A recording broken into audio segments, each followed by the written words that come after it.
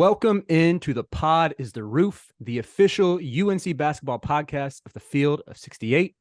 I'm your host, Riley Davis, joined as always by my co-host, Jacob Karabatsos. And today we have a very special guest joining us for the first time. First guest of the Pod is the Roof, actually, is the Ringer's very own Tate Frazier, host of One Shining Podcast, a Carolina graduate, class of 2015 like me. So, Tate, appreciate you being on, man. How you doing?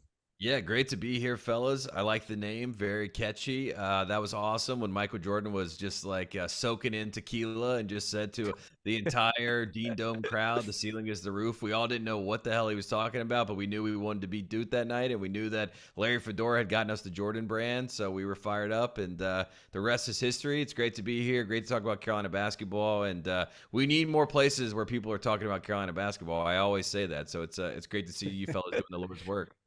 Hey, I appreciate that. And that harkens back some good memories of Larry Fedora and his like schmedium polos at basketball games. Mike Gundy, eat your heart out. Look at Larry Fedora. You know what I mean? He was better than you. He was better at it. So there you go. Good times. Good time. JK, how you doing, man? I'm doing good, man. It's always a pleasure to hop on here and talk the UNC hoops, especially as we're about to heat up into feast week here. It's gonna get riveting. We're going to see what the guys are made of.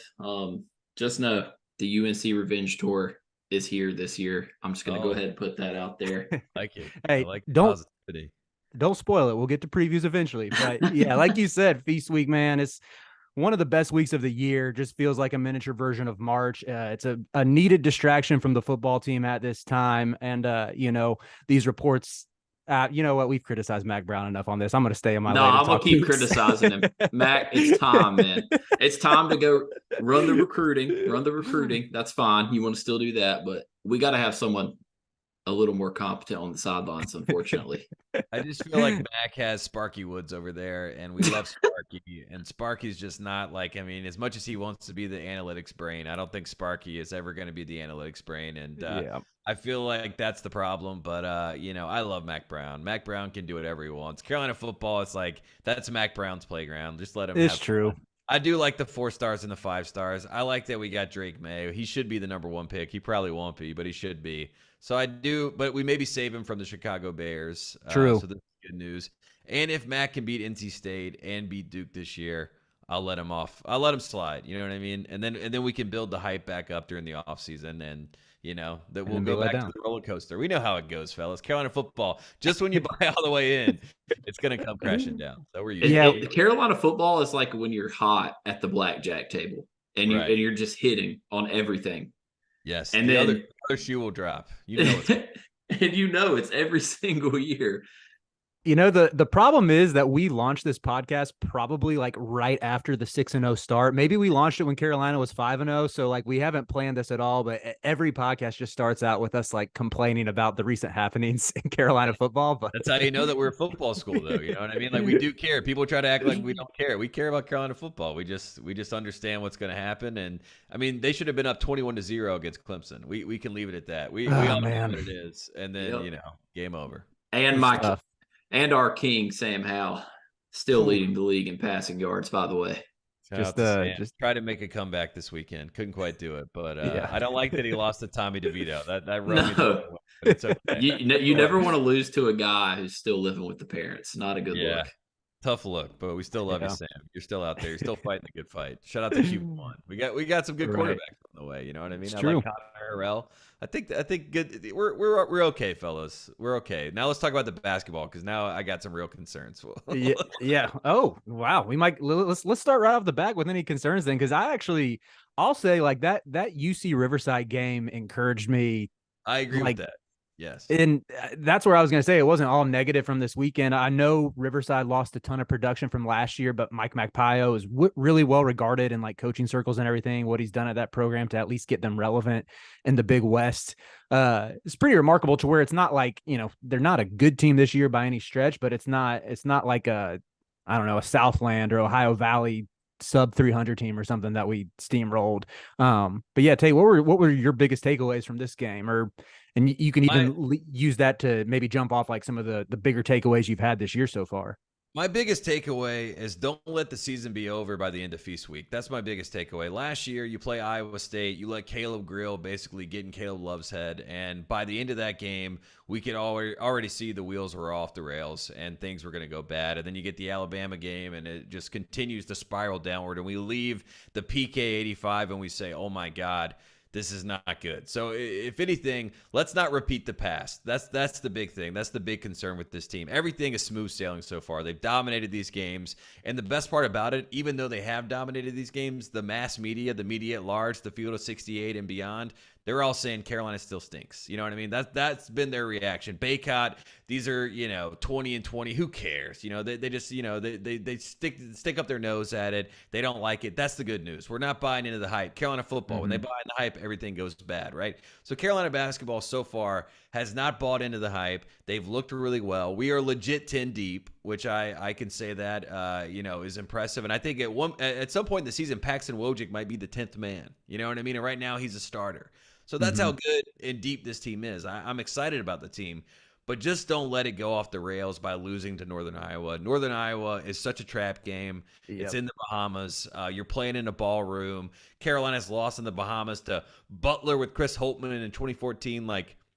They've had their mishaps there. So I just wanted to say that. My concern is that everything's going a little too smooth so far, and we're all hunky-dory, and we're all having a good time, and we're beating the hell out of everybody. But Northern Iowa, trap game right in front of our very eyes. And guess what, folks? They have a 6'11 guy on their team. When Armando goes up against anybody over 6'10 that's not named Hunter Dickinson, he tends to have trouble, unfortunately for us. So I am very concerned about that matchup. So those are my concerns. It's not from what I've seen. It's just trying to forecast what's in our future. And that is what I'm very worried about, because it's been a little too calm to start the season. That's what I'll say.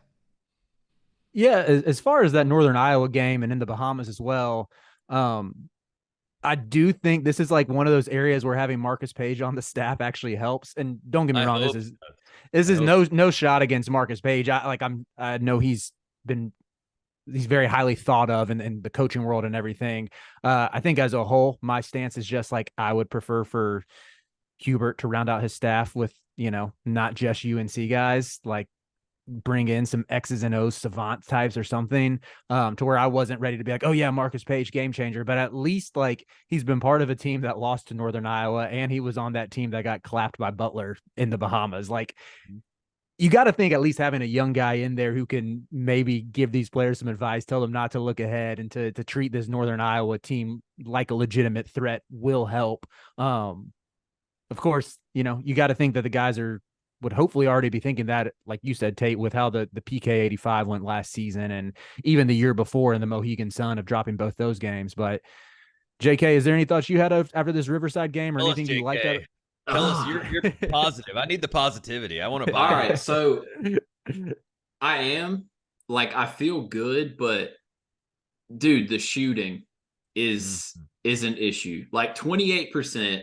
You bring in Cormac and Paxson. Cormac is shooting 21%, albeit he's getting decent looks. Like, they got to start falling eventually, though. Doesn't matter. And then Paxson, I texted Riley this.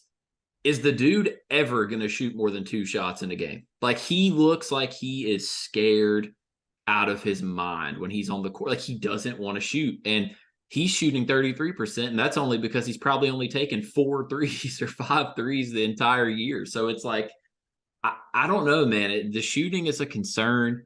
It was nice to see a defensive performance against Riverside. Like, usually the mid-major guard who averages like 18 points has a field day against UNC, and we kind of already saw it in the first 2 games. But I mean, they played really good defense on Barrington. He went 4 of 13. He was playing well, albeit he's young. But the other concern is, like, loving what I see from Harrison Ingram. And I was telling Riley this. I need that dude to show me some creativity on attacking a closeout. The man does the same thing every time. And when we start playing, in Atlantis, when we start playing Tennessee, when we start playing Kentucky, we get into conference play, you're gonna have to show me some versatility. Like, it can't be receive the ball in the corner or on the wing, and you're not even thinking shot. It's like immediate quick step trying to get downhill. And I know you have size on these mid-major guys, but when you start playing those guys, it's going to be a little different. So I kind of want to see Harrison Ingram just a little more, I guess, fearless and a little more loose in the offense. Other than that, I mean, I want to be positive because they are getting good looks, but like, dude, at some point, make the shots. I mean, Jesus Yeah, Christ. no, it's a very fair point. I mean, Cormac is definitely got to be that guy for them. He's got to be a shot maker and a shot taker, no doubt about it. He's the leader of this team, which is kind of crazy to say. I like Harrison Ingram at the end of shot clock. He's not afraid to get the basketball and to drive and to create his own shot. It's nice to have that. It doesn't feel like last year it was pass it all around the circle, and then we find Caleb Love and he throws up a grenade at the end of the shot clock, and we all go, what the hell was that? You know what I mean? I almost felt bad for Caleb at times, but it does feel like if Harrison gets it, he can create his own shot. It does hurt that you get out rebounded by UC Riverside. I mean, these are the things that I look at where it's like, Yeah. how in a world where Armando Bacot, you know what I mean, look up and he has 12 rebounds, you get out rebounded by UC Riverside. And you mentioned it, they are a Big West team, so they were better competition. But that's something to flag in general. And then I do think they have to figure out the starting lineup, because you can't do this like, let's put out the guys that have earned it in practice, and then we get down early in a game and then we start playing the better players. They have to figure it out. And I do think at the end of the day, the best version of this team is probably Cadeau at the point guard, Right. probably Cormac at the shooting guard position, probably Jalen Withers for the athleticism on the wing at the 3, probably Ingram as a small ball 4, and probably Bacot at the 5. And that leaves a guy in RJ Davis out of the mix, you know what I mean? Because RJ's become such a gunner as a scorer that he's not initiating offense and creating opportunities for other people. And if he continues to play with blinders on, he's going to have to come off the bench and just be a scorer and be a gunner, you know what I mean? And be like a Lou Williams type. And I think that decision will never be made. So now you have the same kind of situation where Hubert's got to play favorites. I mean, it happened with Roy Williams, with, Day'Ron Sharp and Walker Kessler. It's like Garrison Brooks and Armando Bacot have earned these minutes. Well, okay, that's fair and all, but when the whole team knows the other two guys are better, it creates friction and a team can fall apart. I like that they're close. I do. I like that they all like each other. So maybe it doesn't boil up and Cadeau seems content to come off the bench, but he's the best point guard on the team. There's no doubt about it. And he makes Armando's life easier. He'll make Cormac's life easier. He'll make Harrison Ingram's life easier. And RJ and him cannot play, I don't think, as 1 and 2. I just don't think they're big enough. So, I mean, there are still a lot more questions than answers with this team. And I think, if anything, going to the Bahamas, we're going to have to see some of those questions tested, and we'll see what happens. Tate, I gotta push back, man. RJ can't come off the bench. Of course, but of course he can. That's why I said you can't make the tough decision. Like, I know, but that's the problem with Carolina basketball right now. You know what I mean? We all have to placate, the people as opposed to the basketball. And poor Hubert Davis is in the middle of it, and he had to do it last year because Caleb had Drew Hanlon and Jason Tatum's camp saying you got to be the point guard. And then he comes in, and RJ's like, I was the point guard when we were good last year. Do you remember this? And Caleb's like, I remember I hit the shot. and that's what it was. You know what I mean? That was the standoff between them. So, and now you have a guy who's a better true point guard playing behind him that the fan base is excited about. Now you create, you know what I mean? It's just, yeah. I mean, my thing, it's tough. Can he play the 2? No, he can't. So he can't be the shooting guard. So you've just created, now we have another situation. That's what I'm concerned about with this team. I just think that there's going to be conversations to be had about the starting lineup throughout the year. And I do wish that it was more settled. And I like the 10 guys. And sometimes it's when you have too many guys, you need a 7-man rotation. We have a 10-man rotation. So Hubert's got a lot to figure out. I feel bad for him. With RJ, I just think like his ability to get a bucket. I mean, he's proven it on the biggest stage. Like, right. He's had flashes, where he's gotten teammates involved and everything. I don't know. I think he can do it. He can do it. When RJ is playing his best, like he did, the end of February or mid-February to the end of the season 2022, that was RJ at his best. He was taking what the defense gave him. He was creating a shot if he needed to. He was initiating the offense. He was starting the break. It was great. And I don't know if it was a little bit of Caleb that rubbed off on him, but he has had some moments so far this season where Cormac is wide open, or Harrison is wide open, or even Armando, and he has just taken a shot with blinders on, and it hurts my heart because I don't want that to be the case. But maybe Cadeau will push him to play a different way. Let's hope. So I'm kind of in the middle about it because my issue is like I was so excited. No offense, I have to say this every time because I don't want it to be a shit on Caleb Love podcast, but I was excited for an actual offense to be ran. Like, there's no more Caleb Love. There shouldn't be the shot chucking. The issue that I have now is I think RJ is now just Caleb Love. Like, when he looks good, it's really, really good. But like, even in the Riverside game, obviously that's against bad competition. 1 of 7 from 3, 3 of 11 from the field, 4 assists, fine, whatever. But it's like, I'm not going to say to bench him just because I do think No, that. I'm not saying to bench him. I'm just saying you've created a situation now where you have the better point guard coming off the bench. And now you're going to have to make, like, Paxton Wojcik's playing 4 minutes of the game, right? And then he's coming out of the game for us to put in Withers or Washington, which I think Jalen Washington's looked great as well. But in the Lehigh game, RJ has 0 assists. Elliot Cadeau has 1 assist. Seth Trimble had the most assists on the team. So Seth needs to be playing as well, and Seth's the best perimeter defender that they have. So it just feels like I wish we could take RJ's offense and Seth's defense and mold them into one player because he would be the best point guard in the country. He'd probably win the Kuzma Award. And then now you got to figure out the minutes between these guys. I mean, I'm not gonna lie. I think every guy on the bench I would rather have in the lineup than Paxton right now. Just going to be honest. He could end up being the 10th guy he could end up being the 10th guy, which is, it's nice to have that depth. And Paxton is a plus player. I think he can impact the game in a good way, and I think he's a good locker room guy. I think there's a lot of pluses. Like I said, he's winning in practice to be able to be a starter. But eventually, we play an SEC team, right? Like a Tennessee, and Dalton Knecht is, going off for 15 points in the first half. And we're like, who are we going to put on this guy? Yeah. It's probably going to have to be Withers, right? You know what I mean? Or maybe Harrison Ingram. Who knows? Yeah, I think, like you mentioned Withers at the 3. I don't know. I like buy Withers from a splashy play perspective. Like, the blocks, obviously, that we saw against Riverside were tremendous, and he's an athlete and everything, but he misses a lot of box outs. He'll lose his man off ball. Like, I think his role in like a 15 to 17 minute game is perfect. Where I don't think we had any, like, I don't think Hubert had any Jalen Withers post ISOs against Riverside, which was good. Like, that's not his game. And he had a couple against Lehigh. Like, if he can stand in the corner, pick and pop, block shots, like, for 15 to 20 minutes, that's perfect for him. I was even going to say, like, I thought some of those rotations looked pretty good against Riverside. Like, one of my biggest encouragements was we saw extended playing time with Cadeau, RJ, Cormac, Ingram, and Armando in the first half, which I sort of think that's going to ultimately be the starting lineup, which, it's going to have those size limitations in the backcourt. But at the same time, if we see Carolina turn to that full court press that they did, or actually blitz ball screens, like when they were blitzing ball screens, I'm like, man, has UNC done this at all under Hubert? Like, when they've been up, when they've had a lead, like, I really don't think they have. And it was awesome to see. And I think that's, I'm not like an X's and O's or coaching guru by any like measure, but it just seems logical to me that when you have a small backcourt and you lack size and athleticism on the perimeter, you make up for it by being feisty. It's almost like what, like that Iowa team with Keegan Murray that was like awful on defense. They figured something out when they started pressing a little bit.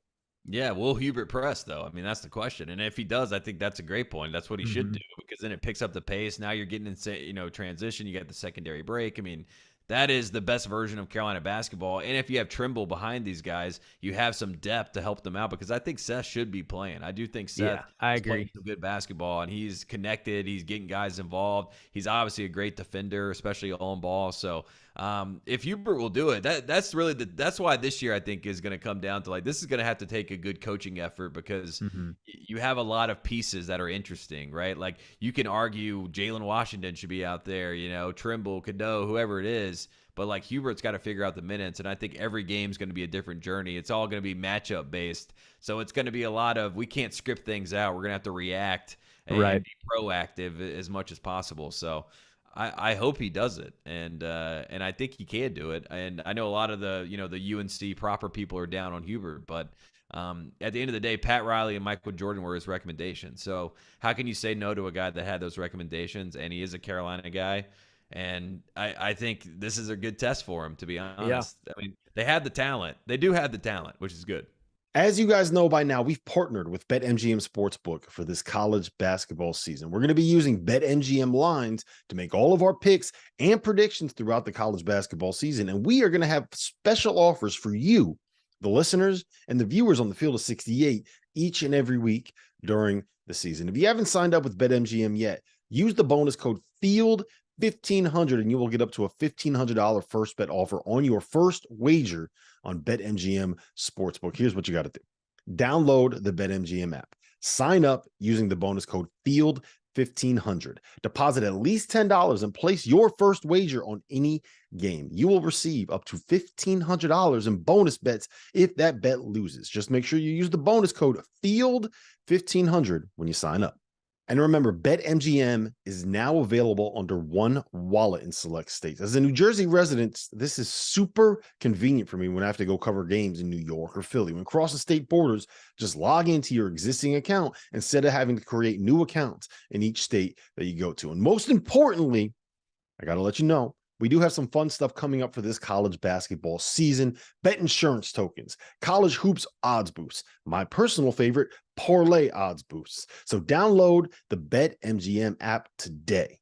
Yeah, absolutely. And we can use that to transition into a little Atlantis preview. I know we were talking about how so far under Hubert's tenure, this isn't meant as a shot at him, just stating facts like the 1-2 finish in Oregon last year, the 0-2 finish at Mohegan Sun before. It's something that I think Carolina fans would just feel a ton of relief if UNC can even go 2-1 in this tournament. Like, they don't even have to win it, just go 2-1 and don't lose to Northern Iowa. And I think the fan base will feel a lot better. But Jacob, as you look at this field, what matchup are you most intrigued by that UNC could even have, like that we could see the Tar Heels face? Well, we were talking about it before we hit the record button. I will say my thoughts on the field would have changed completely. Me and you talked about our non-con predictions, and we were kind of scared of Villanova. We were kind of scared of Arkansas. Well, Villanova is good, not unbeatable, and Arkansas still has a lot to figure out. Like, they haven't figured out how to unleash Trevin Brazil yet. Like, they have a lot of issues. I mean, you lose to Greensboro, and they didn't just lose to Greensboro. Greensboro pretty much commanded the entire second half. So, I mean, I'm not as scared of them. I think from a I want to see what UNC is made of standpoint, I would be most intrigued to see us. We're not going to handle Northern Iowa, but just win comfortably. Like, you're not going to beat them by 30, but just have a game where you're not down. You stay up by 5 to 8 points. You probably win by 10 in the end. And then I would be intrigued for it to go Villanova and then hopefully win that game and play Arkansas, simply because I want to be tested, because we come out of this and go straight to Tennessee, and that's going to be hell if we're not tested before that game. Mm-hmm. Yeah. How about you, Tate? Which matchups are you, particularly interested in seeing, or even think would bode favorably for UNC? Yeah, I think, handle Northern Iowa. They should. I like the Marcus Page angle. That's a great point. He lost to them, and he lost in the Bahamas. So he's 2 for 2 there. He doesn't want the third strike. And Marcus Page, man. So Marcus Page, he knows what's up. I think it'd be good PR to beat Villanova. I think it would just be nice because Kyle Neptune and Hubert Davis are kind of in a similar boat where they're following legends. The fan bases are iffy on them already. They've had some moments, but in general, fans are just like, this isn't what it's supposed to be. You know what I mean? That's just kind of like the general thesis of what's going on there. So beating Villanova would be good PR. Also be good for college basketball to see those teams play each other. I like that. Michigan-Memphis is going to be a hell of a game. I know Michigan just lost, but I think Phil Martelli is a great coach. I think Penny has got a really good team. So I think Memphis, if they're able to sneak by Michigan, Memphis, Arkansas, I think that's a fun matchup. I think Arkansas is still figuring it out. They almost have a similar problem I was talking about. They have too many pieces, and Musselman's like, I don't know who the hell is supposed to be getting minutes right now. I got to figure it out. They don't have as much talent as last year, but they have the same problem where they have too many pieces, and that's because they recruited 100 guys in the transfer portal. So that's what happens when you do that. But Memphis, Arkansas will be a fun showdown. I'll take Memphis there just because why not? I like Penny Hardaway.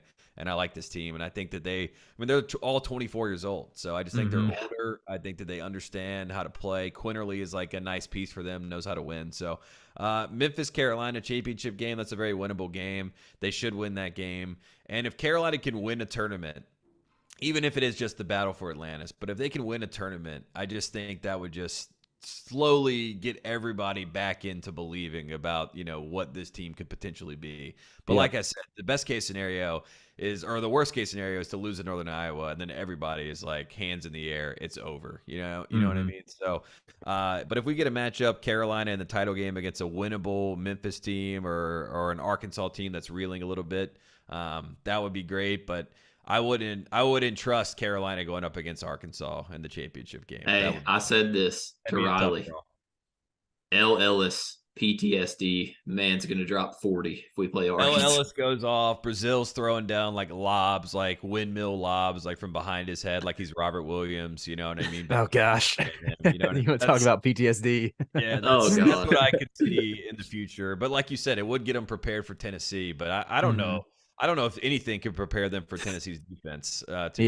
So we'll see. I mean, or Arkansas from the start. Yeah, right. Connects the problem, but Arkansas from the start has been the team that like most scared me in this field just because of like the length and athleticism advantage. It's not just Brazil in the front court. They have Tremont Mark, who comes from the Houston system. He's a great perimeter defender who's got length. Even someone like Chandler Lawson, who's a 10-minute a game guy for them, has length and can guard multiple positions. Like I am feeling better about UNC's chances just after seeing, it wasn't just the Greensboro loss. Arkansas struggled against Old Dominion. Old Dominion was in that game till the last 2 minutes, and Gardner Webb stuck with them for a half too. It kind of just depends on what's Musselman's tactic at this point. Is Musselman coming into this tournament trying to win it? Because I think if he is and he shortens the rotation, I mean, let me think. Am I forgetting? I think he's the best coach in this field. It's probably the coach I would most want in a 3-day stretch to be able to find the best matchups. You'd probably argue Musselman or Martelli, to be honest. Yeah, Martelli's a beast. I mean, that's why Memphis going up against Michigan is actually a bad draw for them, because I can see them going down the losers bracket just by losing to Michigan in the first game, and then Martelli versus Hubert would be a tough matchup. I mean, he just kind of like outsmarted Patino and MSG about a week ago. So Michigan's a scary team. But I mean, Carolina, the way that this bracket is set up, they set it up for Carolina to go to the championship game. Yeah. Honest. I mean, it is a nice path to the title game. So if you handle your business as you should, they will be the favorite in both those games, whether it's Texas Tech or Villanova and Northern Iowa. They should have a path to the championship game. And if you lose in the championship game, you at least can, you can deal with that more so than, losing on the way. So right. Yeah. You come home, you'll still be ranked on Monday. You're feeling okay. And you get ready for the rest of the slate. How do we feel about number 14, by the way, quickly? No, I was literally just about to say that. I hate that they moved into the top 15. Yeah, I don't like that either. Right. Especially over Alabama and Kentucky. Alabama's scoring like 100 points a game. Respectfully to UNC, Kentucky is better right now. And they don't even have centers. Yeah, I thought when I saw that number, I was like, they're just setting us up for slaughter. You know what I mean? So that it looks better. Gosh. It's like, number 14, North Carolina falls to insert team. You know what I mean? That was a move by the AP. I feel like, but hopefully they live up to the billing. We'll see. And it's going to be worse too, because guess what? If they win Atlantis, then we have to deal with like top 8.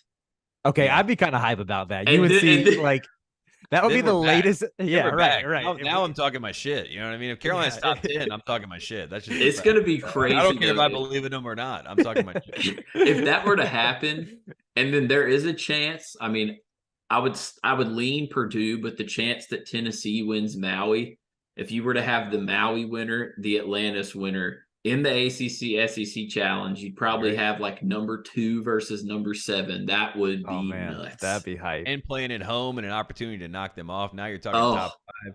I mean, that's what Carolina has. I mean, that's on the table if they just show up and play like they should. Like Armando Bacot should be good enough to get them to that championship game. RJ Davis should be good enough to get them to that championship game. Those 10 guys should be able to do that. And our staff should be able to do that. And I think that last year, I think taught a lot of them a lesson. I really do believe that. So I'm hoping that that is true, and they can just get the job done. That's all you got to do. Just show up, get the job done, make the right play, and we move on. You know what I mean? And now you're top 5 team in the country come December. And let the chips fall from there. You know what I mean? But at least you got a little bit of momentum for the program where people are like not pressing the panic button saying they need to go hire Billy Donovan, Like that's right. That's what we need. We need people to chill on that and let Hubert, be himself and grow into it. So that's what we want. That's what's gonna suck is by the time we play Kentucky, let's say things go really right and you only have one loss. I'm giving respect to Tennessee and UConn there. I mean, neither one of those would be a bad loss anyway. So I just know how this goes. By then, the NCAA is going to be like, oh, Big Z, go ahead and get in there, man. You're eligible now. Oh, and then it's like everyone's going to be back. And I just had to watch the Hunter Dickinson PR parade for going 20-20 against a team whose tallest player was Trey Mitchell. And Armando is going to have to go against 3 7-footers. And he'll get 20-15, let's say, and no one's going to say shit about it. It's going to piss me off. That's fair. That's a very fair point. I mean, Hunter Dickinson's got like the media by the balls. I don't know. They all say they hate him, but then they talk about him so glowingly. So I don't really know how that works. They obviously love him. They just don't want to admit it. Yeah, Armando, I like that he at least has some sort of insurance with Zayden High. And I think Zayden High talks. I love Zayden High, man. He's so great. He talks like, I mean, he's not afraid. I mean, he like gets to people's face. We need a little bit of like, FU on this team. So I like Zayden High, and I like that he plays behind Baycott because Baycott is very passe. You know what I mean? He's very like, very chill, laid back. You know what I mean? So it's nice that we have someone behind him that if he does go against 3 7-footers, we got somebody to throw in there to at least, ruffle some feathers, which is what they need. They need somebody like that on this team. Yeah. Even going back to this summer, I heard from someone close to the program, like, within a week of coming on campus, Zayden High was already talking trash to like all the veterans in practice, and he wasn't even making shots because he was sort of billed as like a stretch 4, stretch 5 type. And if you look at his high school numbers, AAU numbers, he's got a lot of work to do on the jumper, but has that upside at least. But like apparently he wasn't even doing anything on offense, but was still not backing down, which I was like, oh yeah, this dude's gonna be a fan favorite sooner or later. And I went to the Lehigh game. He was talking the whole time. I mean, like when he was on the court, he was talking the whole time. He's on the bench, he's talking. I'm like, they need somebody talking. A lot of times RJ is just silent out there. So like you need somebody to force people to talk. That's what makes. How does UNC become the only program in the history of college basketball to get the one hard-nosed short guard from New York that isn't an absolute psychopath on the basketball court? Yeah. I think you're selling RJ short. I think you're selling RJ. No, listen. RJ does it with his game. Yes. But I've never seen RJ like chirp. Like I need to see some like he might. Caleb Love was the chirper. Yeah. And I bet RJ to a fault at times. You know what I mean? Sometimes we're like, Caleb, not now. We're still down 12. That did not get us 15 points, unfortunately. Hey, he never changes though. To see him do the same thing in an Arizona uniform was just yeah. I'm happy for Caleb. You like when both sides win in the end, you know what I mean? And I think Caleb's in a good spot. I think Coach Rob is happy to have him under his wing. I think he's kind of a Roy Williams guy anyway. So, right. And Coach Rob is a Roy guy too. So, we saw that, with Caleb dapping up Roy, like every game he ran into the tunnel. Loved it, man. Well, Roy believed. Roy was like, this guy has so much talent. He just has to just play the right way. Right. Yeah. Caleb was like, I'm going to play the Caleb way. And we're all like, it's a little mixed bag there. All right, I'm gonna bring us back in and let's make some Battle for Atlantis some predictions. Get back to the previews, and then I'll close us down with our final. We do a segment called Four Corners. I'll explain afterwards. But let's go. Who do you think is gonna win the tournament? Who do you think they beat? And then give a bold one on top of that. Jacob, you want to go first? Yeah, I'll go first. I do think UNC makes the championship, at least. They're going to make it. I do think that they will play Arkansas. I'm not sure who wins that game. I'm going to stay positive and honestly say that I do think UNC will win Atlantis. I just think that I do think people are selling.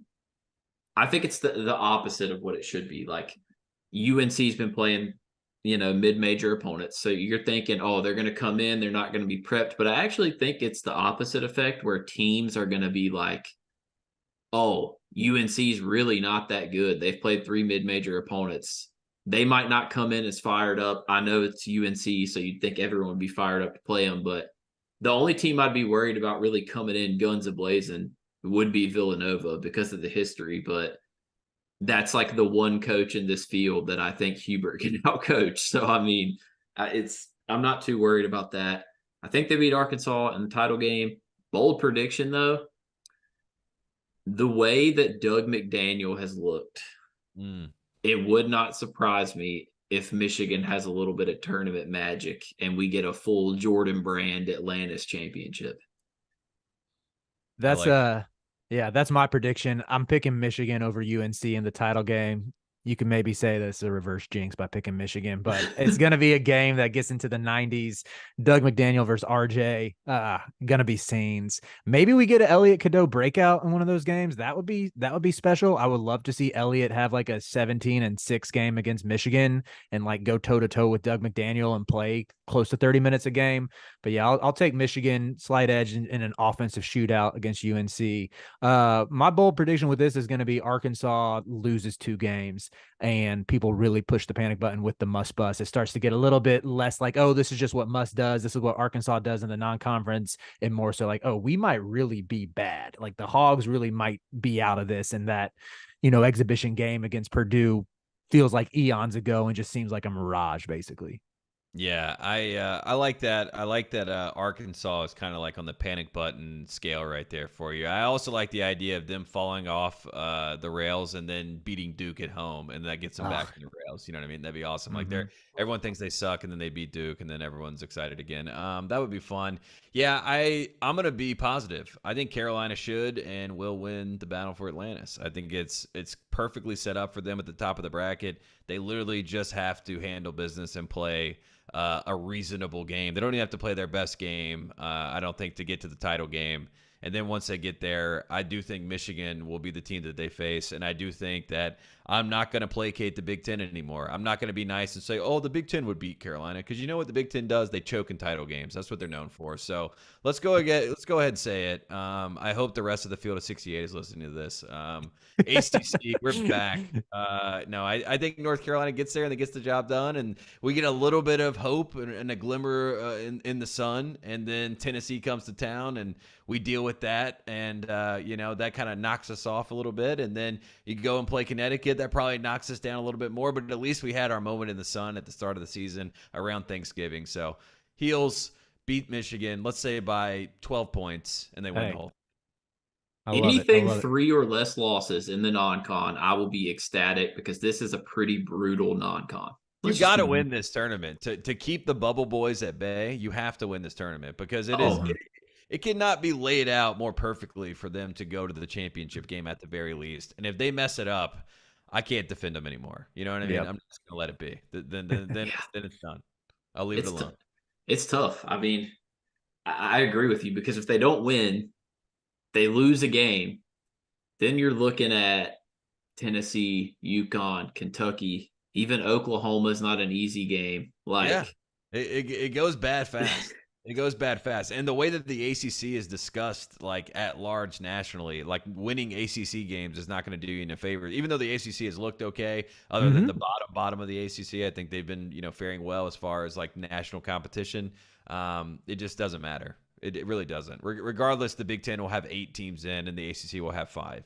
So we just have to get used to that. Yeah, Big Ten's awful this year. The Big Ten sucks. Although I just looked at the score, and when we started recording, Syracuse was within striking distance, and they got blown out by Tennessee. That's because Tennessee is okay, this sounds so incredibly idiotic, but I'm going to say it anyways. Tennessee being this good at offense makes me feel a bit better about the game because they don't they were a little scarier in terms of a matchup against North Carolina to me when they did play sloppy because they played so slow. It was impossible to get out in transition. I mean, I watched Wisconsin score 80 points on this team. If Wisconsin can score 80, UNC can definitely score 80. And it's literally just going to come down to defense. At this point, And just throw a double at Dalton Connect every time he touches the ball. I mean, Jesus, that dude It's is pretty much their offense. I mean, they're just like give it to him at the end of the shot clock and let him And create let a him shot. cook. He's pretty good. he's Yeah. nuts. Yeah, Yeah. he's like the perfect thing that they needed. So that was great transfer portal addition right there by our guy Rick Barnes. So yeah, Tennessee's scary. I think Tennessee's top 5 in the country. So I'm with you on that. But all right, I'll close this out with our 4 corners segment. And Tate, what we usually do for this, we usually just pick like any random number of topics. Could be basketball related, could be not, could be something else. The only thing is, it just usually involves answering 4 questions or selecting 4 choices in some topic or anything of that nature. But so for today's 4 corners, I know you're a sneaker guy. You have this lovely this background, some frame photographs behind you. I wanted to get your top 4 Jordan silhouettes. Well, me personally, I'm a Jordan 11 guy. That was like what I wore when I played. I love the fit of the shoe. I always felt like I was like in a moon shoe when I was a kid. I just always felt so comfortable, and it was like the perfect, I don't know, it just catches your eye in the best way possible. I like the Concord grays. That's why I love Theo Pinson. I was like, I was there when Theo committed to Carolina. Everyone thought he was going to commit to Georgetown or Indiana, and he was like, I'm staying at home, and I'm going to play for Carolina. His coach, Keith Gatlin, was a famous Maryland coach where a lot of people thought that, he wasn't going to go to Carolina. So like Theo wearing the Concord gray 11s, that's number 1. I think the second one would probably be the Jordan 1, as basic as it is. It's still the best. And, I just feel like anytime you're in whatever version of the Jordan 1, you know what I mean? Whatever floats your boat, the original, the all white, there's a lot of iterations, but the Jordan 1 is always nice.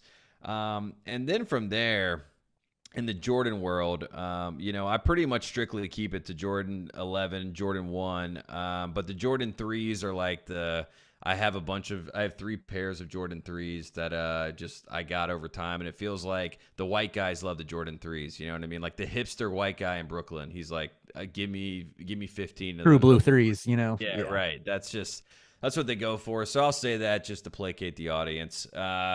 And then the fourth one is probably the 7. That's my favorite number. It was the number I wore in every sport I played in. And I feel like the 7s don't get enough respect. You know what I mean? So I'm not really like a picky person other than the 11, the Concord grays. Like I don't have like a favorite version of it. You mentioned the silhouettes. So but I think for me, it's like 11, 1, 3 to placate the audience, and 7 for my heart. So there you go. Those are my 4. I was not expecting 7s to make an appearance. Those are sevens don't get the love. You know what I don't. mean? I'm not a big Listen, 7s guy. You started off so well. Like 11 and 1 is perfect. The top but 2 everybody says pairs, 11. 11 and 1s are like undisputable though. the top 2 Anything pairs. 15 is a joke. You know what I mean? That's like once Tinker Hatfield's out of the equation, it doesn't count anymore. I mean, I like the 31, 32, 33, like the reimagining of the 1, 2, and 3. I think they did a good job with that. I like some of the Luka 2s I liked, you know what I mean? Like Jordan Brand itself they're trying to figure it out, you know what I mean? But I'm one of those people that as soon as everybody's like on top of something, it makes me not like it, and I don't like that about myself, so I try to stay away from it. But I think that's why I like saying the 7s, because I'm just like, I don't ever see anyone wearing 7s, and Michael Jordan rocked the 7s, the hair Jordans. I mean, the hair Jordans are sick, and the Olympic 7s. I'll give you that. Yeah, but right. So there you The go. JK, snub of the 4s is just okay. crazy to me. I think 4s have to be included. Look, 4s because all right, I'll tell you, 4s. like, just this is biased from my personal rotation. I have 3 pairs of 11s. I have Legend Blues. Hey, I got the Legend Blues too. I love them. The Iridescents and Concords. Love all 3 of them. Then the second pair, or the second silhouette in my rotation, obviously for me as a Celtics fan, is the pine green 1. It goes with all the Celtics gear. It's perfect. Then number 3 for me in silhouettes is my cool gray 4s. So I have to put the 4s in there. Love the cool gray 4s. Hard to beat anything cool grays. You know Yeah, what I mean? That colorway is just, I don't even think it matters. Like you could literally put that colorway on like a straight up rectangle and I'd still be like, oh, that's fire. 100%. Hey, I think you mentioned the iridescent 11s. Those are so slept on. I know they look a little bit like the Concords, and I think that's why people like them. But yeah, I love the iridescent 11s. But yeah, for me, I had the 11s, 1s, 4s. For that 4th spot, I think 6s could make a case. I love a lot of like the Carmine 6s. Yeah. I think the 8s, that maybe the 8s, like I don't have a pair of 8s. That's like on the wish list. Maybe The will be purchased Aqua 8 someday. is an Dude, Aqua 8s are iconic sick. Jordan. So it's like, I get it. The 8s Yeah. might be like my equivalent of the 7s, where it's just like people maybe hate on the little straight jacket type design, but I think the 8s are pretty underrated. Yeah. See, I'm like that with the I just love that we 5s. all know about Jordans. You know what I mean? Like in Henderson, North Carolina, nobody knew anything about like Jordan shoes at all. You know what I mean? They're just like, "What the hell do you have on?" I'm like, "Yeah, these are Jordan 11s." Like, Jordan what? Jordan, like Michael Jordan? Yes, Michael Jordan. Yeah, but now it's like hip. You know what I mean? Like you go to a meeting in Los Angeles now. You like go to like Wasserman, like an agency or something, and it's like, 3 of the 5 people in the room have Jordans on. It's crazy that Michael Jordan made a basketball sneaker that like now is a like leisure, like, people wear them to weddings now. It's crazy. Like this guy, I don't know how he does it. It just keeps happening for him. Like Michael Jordan is undefeated. Like no matter what. Like even when he says something as drunk as the ceiling is the roof, we all say this guy's a genius. Like holy shit. Like let's talk about this forever. Let's quote it. And you get a great podcast name 6 years later. So Exactly. Yeah. And then look, I will have to say, unfortunately, I do have to give Skip Bayless partial credit because that man's been doing the can't lose in these shoes with the suits for God knows how many years. He's hurting the Jordan brand. He's the only person bringing down the Jordan brand while simultaneously promoting it. But look, Skip's fighting the good fight out there because like I don't want to spend my time watching LeBron end of game situations and breaking down why he is not better than Jordan. That sounds like a thankless job. So shout out to Skip Bayless. He's doing the Lord's work. JK, I don't even know if you know this. I don't know if I've shared. I'm a LeBron guy. I'm sorry. That might not ingratiate me to most of our audience, but it's okay. Like you like what you watch and you like what you see. You know what I mean? The heart wants what it wants. Yeah, right. Was that Demi Lovato who said that? Maybe, but I don't begrudge anybody for like having their own opinions on it. Nor would I spend my time getting red in the face arguing with someone about it. You know what I mean? Mm-hmm. Like that's something that I learned in like 7th grade when I had, friends of mine that were Duke fans that were like, LeBron's already better than Michael Jordan. I'm like, okay, well, I'm never going to change that guy's opinion. Like, let him live his life. That's what he thinks. Yeah. The SEO love is just, it's nuts. Like all they do is talk about things that are going to look good on the search engine, and it's hilarious. Like it'd be like me taking this episode and posting it, and the title is UNC guy thinks LeBron is better than Jordan when we only talked about that for 30 seconds. So hey, I might have to do that, Listen. Hey, we got to do it for the clicks. Well, that's all we have today for the Pod as a Roof. Go ahead and enjoy Feast Week. Enjoy Maui. Enjoy Atlantis. Enjoy the other ones that are happening. I know like Texas UConn later tonight. Just a loaded slate. Best week of the year. Enjoy time with family as well. But I'm Riley Davis on behalf of Jacob Karabatsos as well. We're off.